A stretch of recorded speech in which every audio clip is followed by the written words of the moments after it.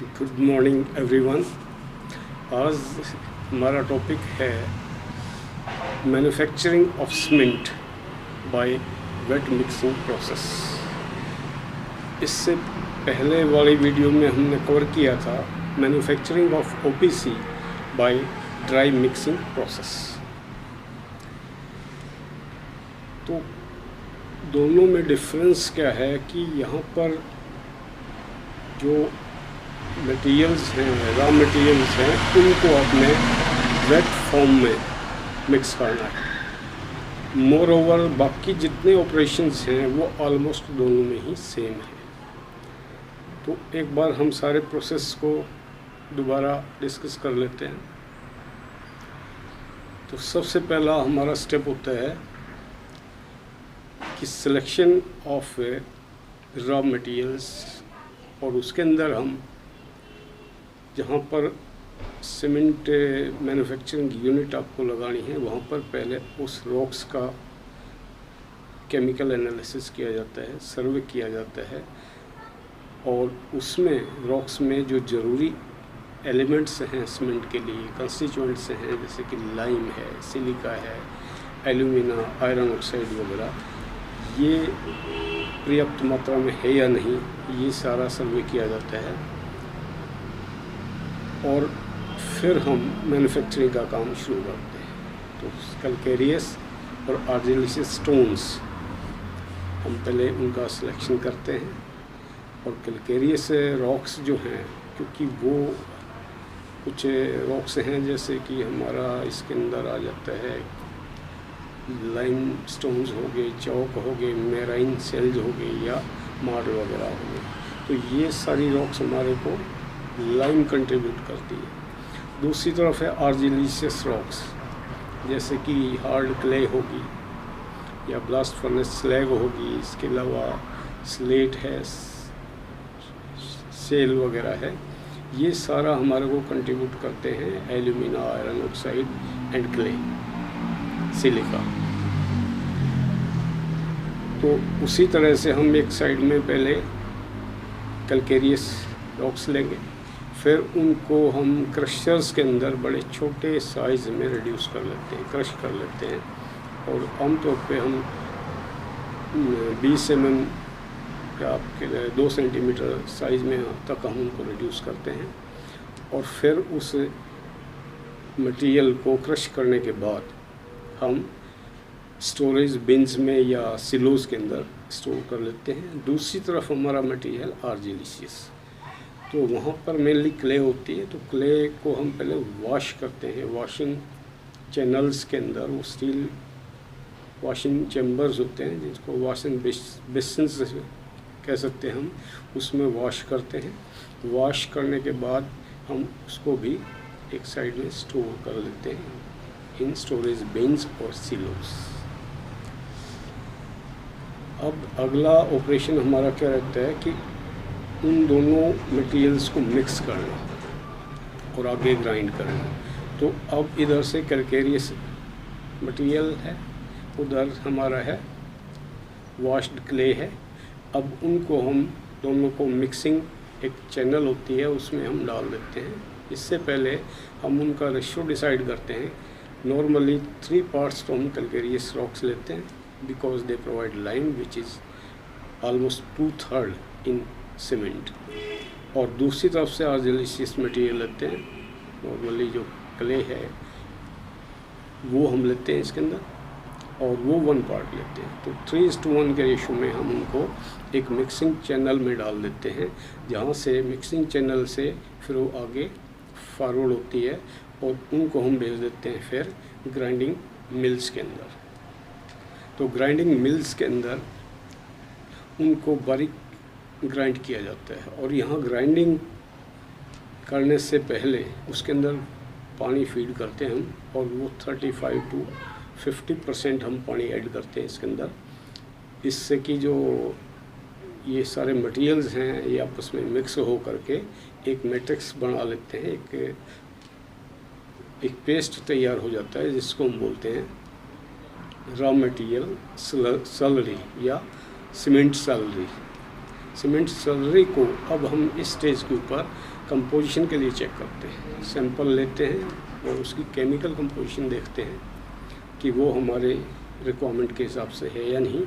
अगर उसमें कोई डेफिशिएंसी लगती है हमारे को तो that deficiency is remove at this stage. फिर हम उसको करेक्टेड स्लरी टैंक में हम उसको या डिस्टेंस स्टोरेज के अंदर उसके अंदर डाल देते हैं। और फिर अगला जो हमारा ऑपरेशन है वो है कि हम उस सारी स्लरी को हम रोटरी किलन्स के अंदर बर्निंग के लिए फीड करते हैं। रोटरी किलन्स जैसे कि पहले मैंने आपको बताया, they are the cylindrical containers, cylindrical tube होती है इसके अंदर और 30 से लेकर 100 मीटर लेंथ हो सकती है, 2 to 3 मीटर डायमीटर होता है और इसको स्लोप में रखते हैं। 1:30 का स्लोप हम रखते हैं इसका। और जो अपर एंड है, अपर एंड से हम मटेरियल फीड करते हैं इसमें और इनका अपनी लॉन्गिट्यूडनल एक्सिस के बहुत हॉरिजॉन्टल मूवमेंट होती है, इनकी रोटेशन होता है। तो निचला जो लोअर एंड है वहाँ से हम क्या करते हैं, फ्यूल डालते हैं इसमें, कोल, डस्ट वगैरह, और सारे मटेरियल्स को हम इसके अंदर बर्न करने के लिए ऊपर से फीड करते हैं। तो जो ऊपर वाला पोर्शन होता है वो होता है ड्राई जोन। तो वहाँ पर सबसे पहले जो हमारी वेट स्लरी है वो पहले ड्राई होगी, फिर मटेरियल जैसे जैसे नीचे स्लाइड होगा तो टेम्परेचर जोन बढ़ता जाएगा और जब 20 से 30% मटेरियल हमारा बर्न हो जाएगा तो उस स्टेज में क्या होता है कि ये जो सिलिका है, एल्यूमिना है, आयरन ऑक्साइड वगैरह हैं, ये सारी उसके अंदर कंबाइन हो जाती है लाइम के साथ। तो लाइम, सिलिका, एल्यूमिना वगैरह ये सब दोबारा इनके लम्प्स बन जाते हैं, दे आर कॉल्ड नूडल्स। तो ये जो है लगभग 25-20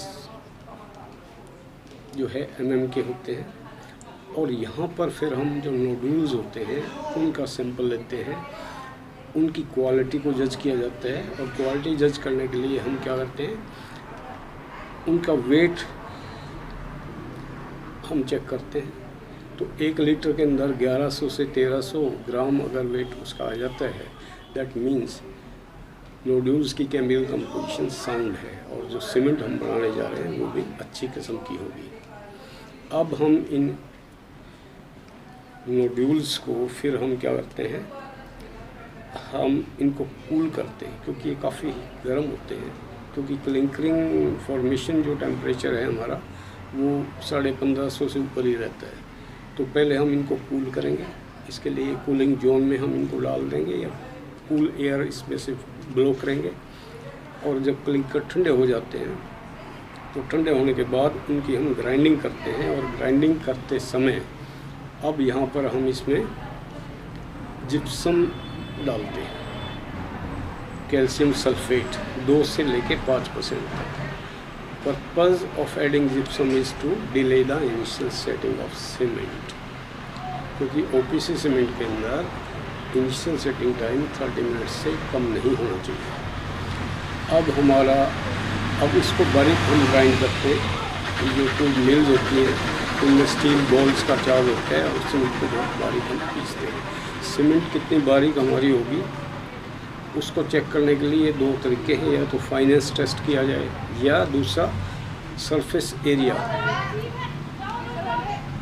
covered by 1 gram of cement और 1 kg of cement.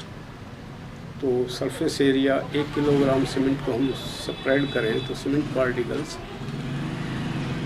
Around 225 square metre area cover करते हैं। तो इतना बारीक हम उसको पीसते हैं। या हम ISCV नंबर 9 पे चेक करें तो वो जो रेजिड्यू होता है वो 10% से ज़्यादा नहीं होना चाहिए। तो डिग्री ऑफ फाइनेंस चेक करने के बाद फिर हम सीमेंट को सीव करके और बड़े बड़े स्टोरेज सिलोज के अंदर स्टोर कर लेते हैं। Now the OPC cement is ready for packaging and last operation is we do packaging. 35 litre के आसपास एक बैग की वॉल्यूम मानते हैं और 50 किलो के बैग्स के अंदर हम पैक करते हैं। And now the cement is ready for transportation. This is how we have completed wet mixing process of manufacturing of OPC। और इसमें लास्ट में कुछ मैंने इसकी डायग्राम्स डाली हैं, जैसे कि रोटरी किलन की डायग्राम हमने डाली है, और दूसरा है हमारी जो ये ट्यूब मिल्स हैं उसकी डायग्राम है, और फ्लो डायग्राम भी लास्ट में मैं इसमें डाली है, जिससे कि आप सारे प्रोसेस को आसानी से समझ सकते हो। इसी के साथ आप सबका धन्यवाद। थैंक्स।